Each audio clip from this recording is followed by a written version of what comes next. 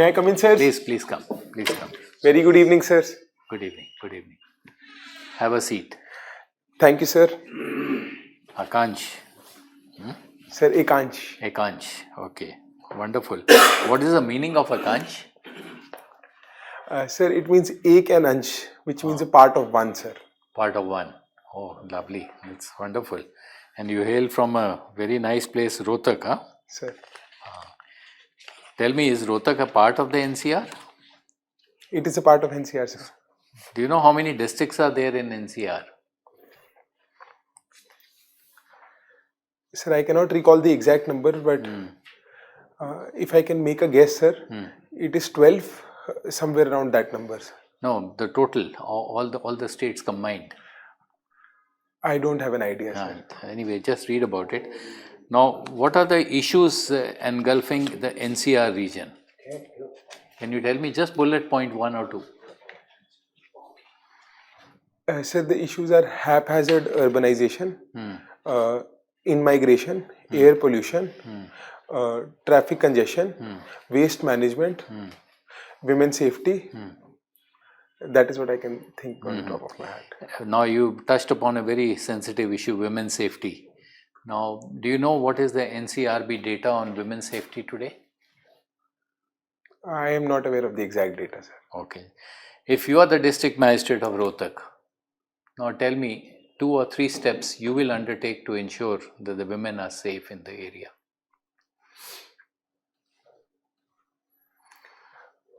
Firstly, sir, I will increase CCTV coverage in the city. Secondly, I will positively engage with civil society organizations, particularly the Khap Panchayats. Persuade them about the importance of women's safety because they have a lot of clout over people and society. Thirdly, I would increase beat patrolling of officers, particularly increase women officers so that women feel comfortable. You are presently working in CAG's office, huh? Yes, sir. Oh, so you're in the highest office of the audit, huh? It's a constitutional authority? Yes, sir. Under which article of the Constitution? Article 148. 148. Very good. Now tell me, what is the difference between the accountancy of the government side as well vis-a-vis the private sector? Sir, government accounting is done on cash basis and it follows a single entry system. So there is no balance sheet which is made per se. On the private side, double entry system of accounting is followed. Accrual basis of accounting is done and books of accounts are maintained. On the private side, we follow accounting standards and we have Indian accounting standards. For the government, the Gazab board comes up with Indian government accounting standards. So the way accounts are maintained is also different. Now, there is a lot of talk about artificial intelligence. That's a buzzword these days. So what are the risks of artificial intelligence as far as governance is concerned? Just 2, 3.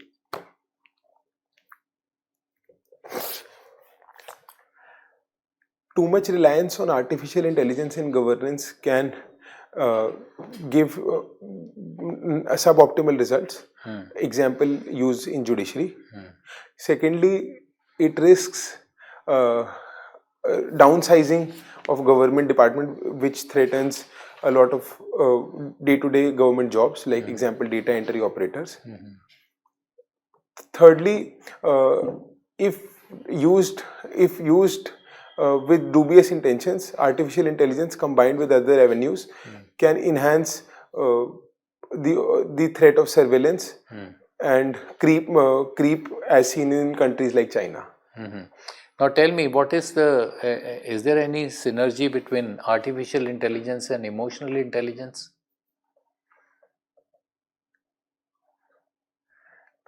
I believe they are in contradiction to each other. So how do we address the emotional intelligence part in artificial intelligence? That is something which will require a human interface, a human touch. Because expecting a machine to consider emotional aspects will be expecting too much and will also might be a slippery slope because it will give unreliable results. That part we should not outsource to artificial intelligence, and that should always be with humans, despite having a human-centric AI. Is AI being regulated in any of the countries? As far as I can recall, sir, in the European Union, there was recently an act to Online Safety Act regarding artificial intelligence, and there are principles and guidelines across the world given by GPI. We have UNESCO's Asilomar principles, and there's one more I can't recall. Okay, just read about it. Okay, thank you. So Vikansh, you come from Haryana. Have you heard the name Pepsu? Sir, it was when the country was made independent. It was one part of a part D or C state. I can't recall. It was Patiala and Eastern Provinces Princely States Union. And Punjab got divided? In which year? Earlier, Haryana was part of Punjab. In 1966, the division happened and Haryana was carved out as an independent state on 1st November 1967. And Himachal? At the same time, I believe, sir, I'm not very sure. Okay. After Pulwama incidents, there was some very drastic step taken by Government of India about Indus River. What was that?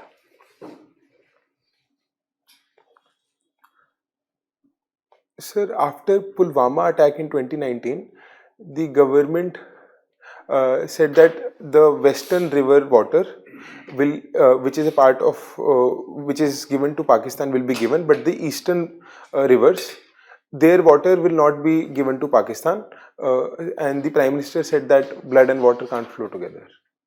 Okay. Sir, ask you about the government accounting system. Some difference between government and corporate accounting systems. In government, we use current account deficit. There is a word, current account deficit and fiscal deficit. What are those? Current account deficit is the deficit incurring out of export and import of goods and services, combined with aspects like remittance and NRI deposits. Fiscal deficit tells us the borrowing requirement of the government, which is the excess of expenditure over the revenue generated. Excess of revenue over excess of expenditure over revenue generated. For a few years, we have been seeing that rupee is sliding very heavily against the dollar. What are the reasons of sliding of rupee against dollar? Sir, the immediate reasons are the outflow of foreign institutional investors. Secondly, the increasing import of gold and silver, and thirdly, the tariff tensions impacting exports of India. If we take a decadal view, it also depends on the interest rate in the United States. That impacts how investors operate. It depends on the net FDIs coming in the country, the overall trade condition between India and the world. So you mean that export import also impact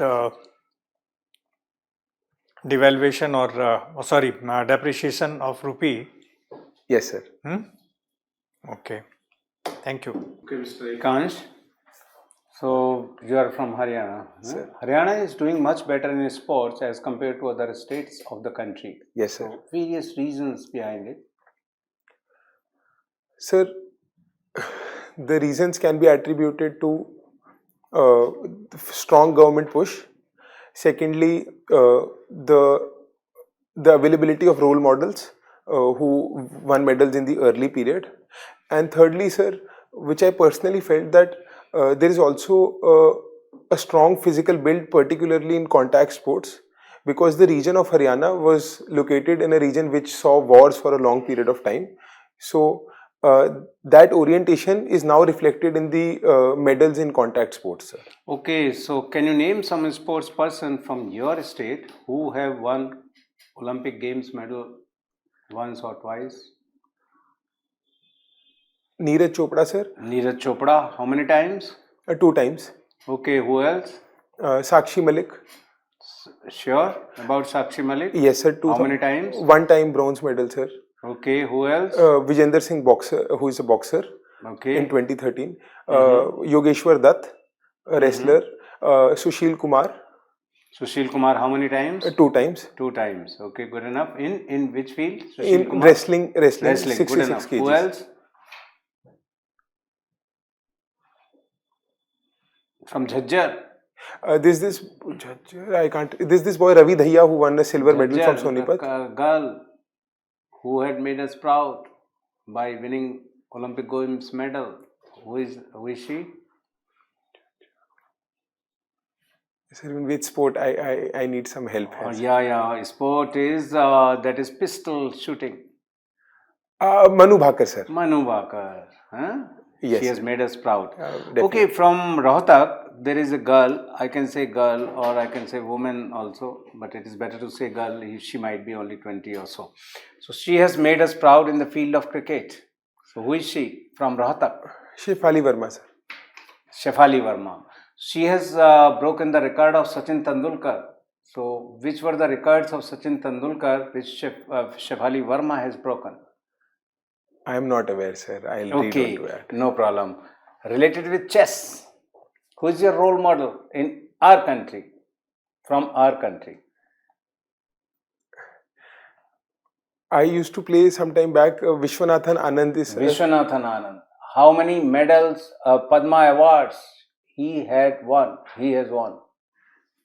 Sir, I'll have to look up to it, sir. All 3 Padma awards. Sir, that's. I think only sports person who has got all 3. Okay, good enough. Related with the visit of Putin. So, important agreement signed between Russia and India. We signed a labor and a mobility agreement. One, good enough. Yeah. Secondly, we signed an overall strategic partnership initiative, a strategic partnership mission for 2030. Okay. We focused on having $100 billion trade, $100 billion trade targeted up to the year 2030, 2030. Good enough. Yeah. which had ideas about trade diversification. We focused on energy cooperation, particularly in the nuclear energy space in the Kudankulam nuclear power plant. Okay. Good. We focused upon Russia, maritime economic corridor between Vladivostok and Chennai. Very good. At present, our growth rate is which was seen in the last quarter. That was 8.2. You might be knowing. And prior to that, in the first quarter, it was I am guessing it's 7.4%. 7.8. It was. Sir, I beg your In pardon. the previous quarter. That is the first quarter, 7.8, and now it is 8.2. My question here is whether at all with this particular growth rate, take it 8% approximately or 7.5%. If we have that particular growth rate, then whether we would be able to be the 3rd largest economy of the world by the year 2030. Question is clear? If only this present growth rate is taken into account in the year 25-26 and the subsequent years up to 29-30, then whether at all we would be able to achieve that particular target of being 3rd largest economy of the world by the year 2030. I am not asking about the steps and all that. I am asking about this particular question only, whether this particular growth rate, take it 7.5 approximately. Sir, I am not aware about the exact numbers. Okay, good enough. Now one more question related with Shri Ram College of Commerce. Who founded that college? It was Lala Shriram, sir. Lala Shriram. So we prefix with Lala Shriram, Sir Lala Shriram. What for? Sir, what for? Sir Lala Shriram. Sir, I'm not aware about the exact reason why he was given the title of sir, but he had a great contribution in developing commerce. He was also the president of FICCI, sir. Is it because of the reason that he was awarded knighthood by British? I'm not aware, sir. Okay, yeah, that was the reason. Anyway, and there is college which is named after his wife. He founded that. Which is that college in the University of Delhi? Sir, I don't know. Lady Shri Ram Yes, sir. College for Women. Yes, sir. Lady, because he was awarded knighthood by Britishers. That's why we prefix lady. Okay, sir. Okay, good enough. Thank you very much. Ekansh, why there is two services? One is Indian audit accounts and other is one civil account. Sir, in the 1970s, the Audit and Accounts Department was restructured and the compilation of accounts for the Union government was given to a new service, which is the Indian Civil Account Service, which now compiles the accounts of ministries. So what is the difference? The Audit and Accounts, the accounts part of Audit and Account Service compiles the accounts of the state governments, and the Civil Account Service compiles the accounts of the Union government. Okay, recently government introduced AI and computational thinking from grade 3 onwards from starting session from 26 and 27. Do you heard? No, sir. Okay, no issue. What is the pros and cons of AI in primary education?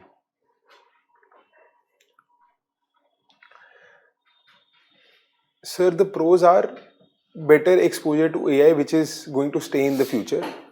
Secondly, it will enhance productivity of children.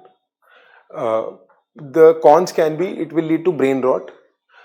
Second, it might reduce critical thinking because children might rely on AI for things which in which AI can give incorrect answers, or the answer is something which is much more than a quantitative answer. And what are the challenges to implement AI in primary education? The challenges can be teaching AI in a structured manner.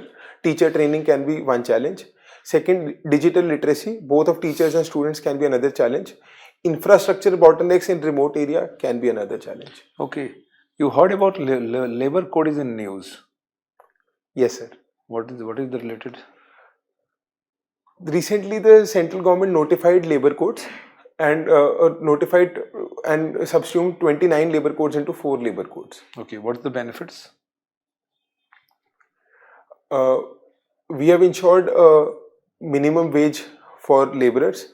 Secondly, the industry has been given relaxation with now retrenchment allowed up to 300 employees.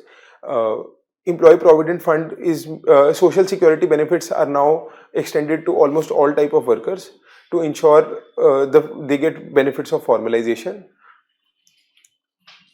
The industry is also benefited because strikes are now not allowed beyond need notice for strikes. I'm not recollecting. Okay, last question. How AI used in accountancy?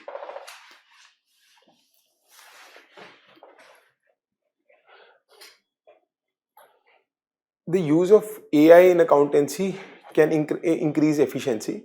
We already have digital tools available like Tally, which increase the pace, which automate the process of accountancy.